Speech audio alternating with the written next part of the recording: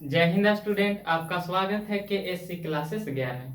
आज का टॉपिक है उष्मा। मतलब हम लोग आज पढ़ेंगे क्या, तो उष्मा के बारे में पढ़ेंगे।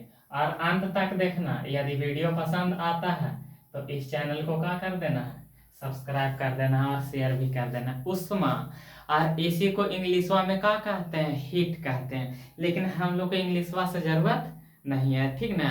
अब जरा ध्यान से सुनिएगा, इसी को और किस नाम से जाना जाता है, तो इसी को गर्मी के नाम से जाना जाता है। गर्मी तो समझता होगा, समझता है हाँ या ना।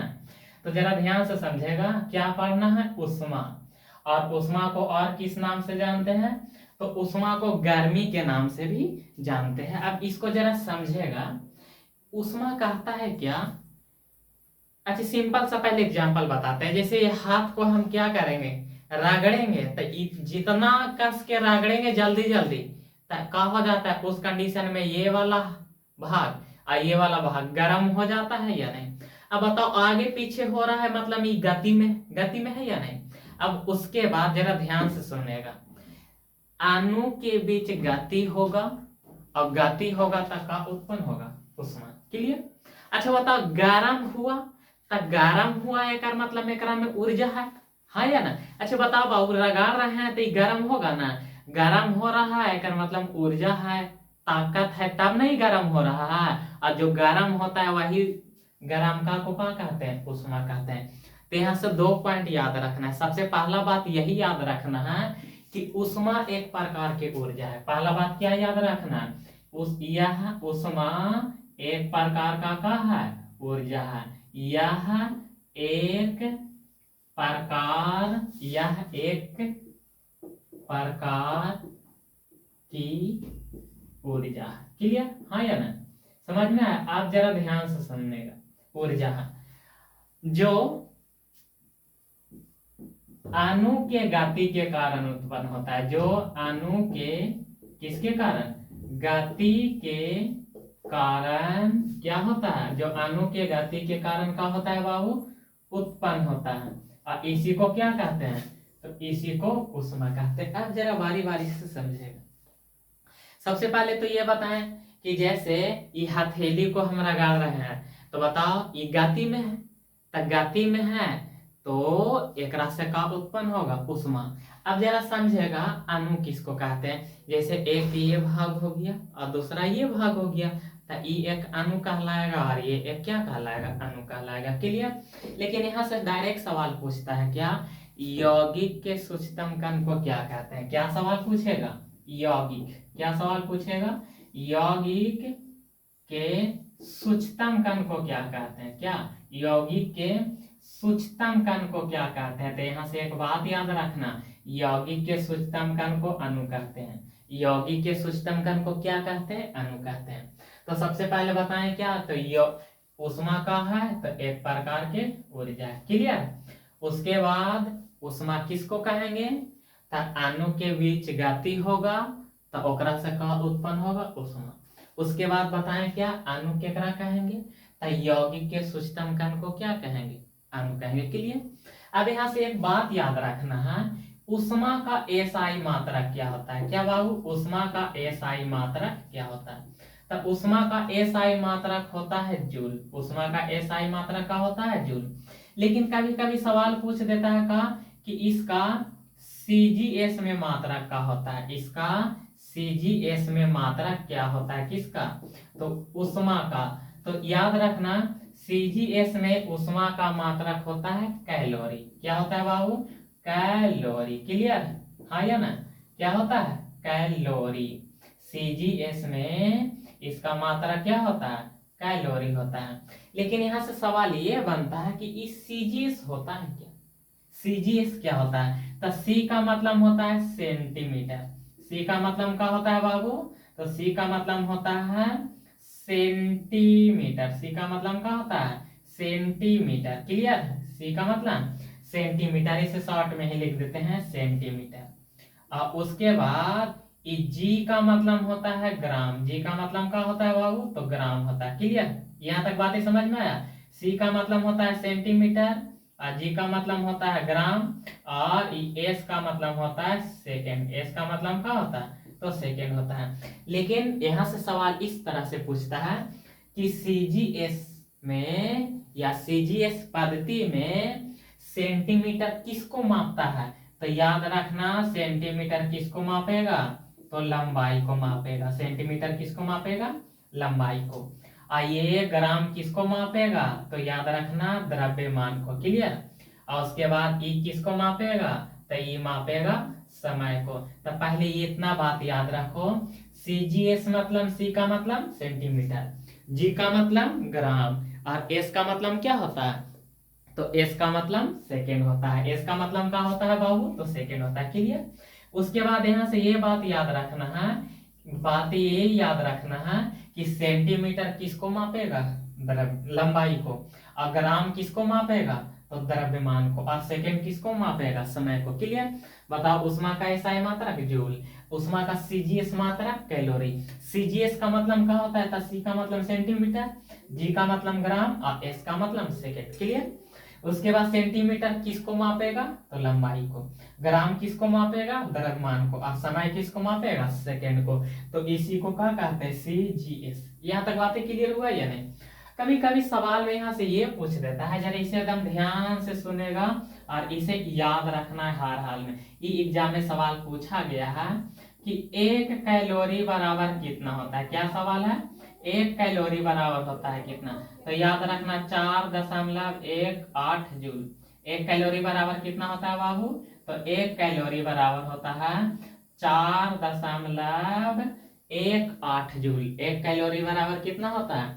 तो 4.18 जूल होता है। यहाँ तक बातें क्लियर हुआ? पूछ सकते हैं उष्मा को और किस नाम से जानते हैं? तो गर्मी के नाम से जानते हैं।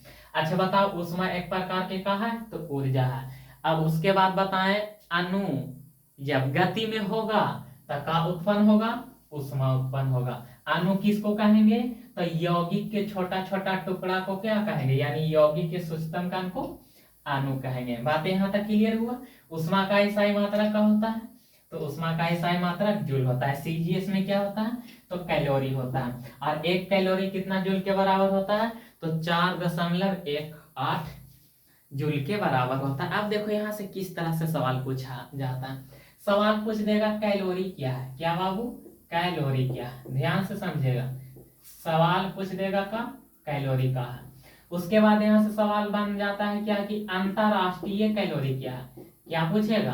अंतरराष्ट्रीय कैलोरी किसको कहते हैं? ये आराम से समझेगा बारी बारी से। अब उसके बाद क्या पूछेगा?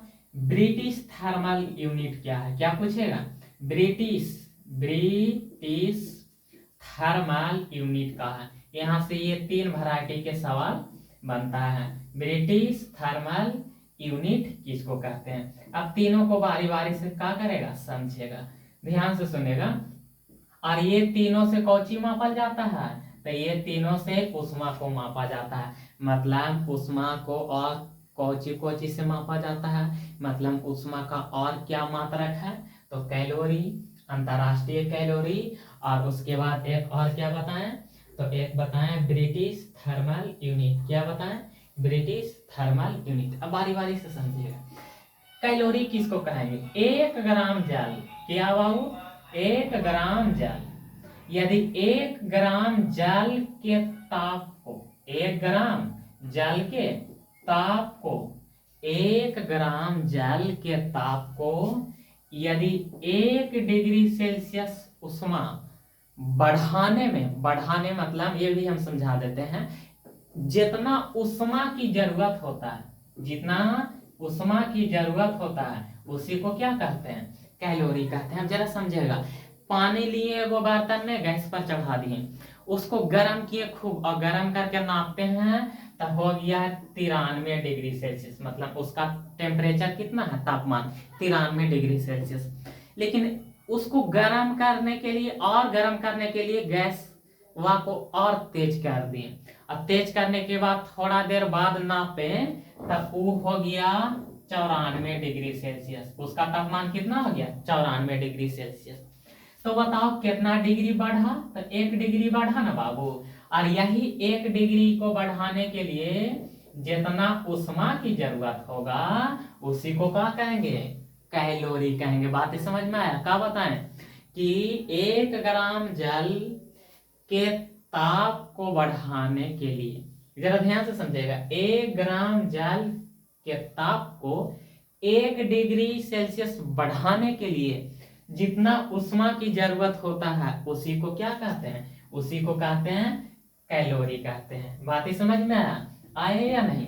अब उसके बाद पढ़ेंगे अंतरराष्ट्रीय कैलोरी किसको कहते हैं। अब ये समझेगा, यहाँ पर भी 1 ग्राम जल को, कितना बाबू, 1 ग्राम जल को, 1 ग्राम जल के ताप को 15.5, जरा ध्यान से समझेगा, 1 ग्राम जल के ताप को 15.5 डिग्री सेल्सियस, 15.5 डिग्री सेल्सियस ताप को बढ़ाने के लिए जितना उष्मा की जरूरत होगी, और यही उष्मा को क्या कह देंगे, अंतरराष्ट्रीय कैलोरी। क्लियर हुआ?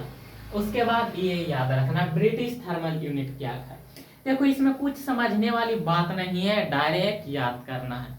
याद करेगा एग्जाम में सवाल बनेगा, नहीं याद करेगा सवाल नहीं बनेगा।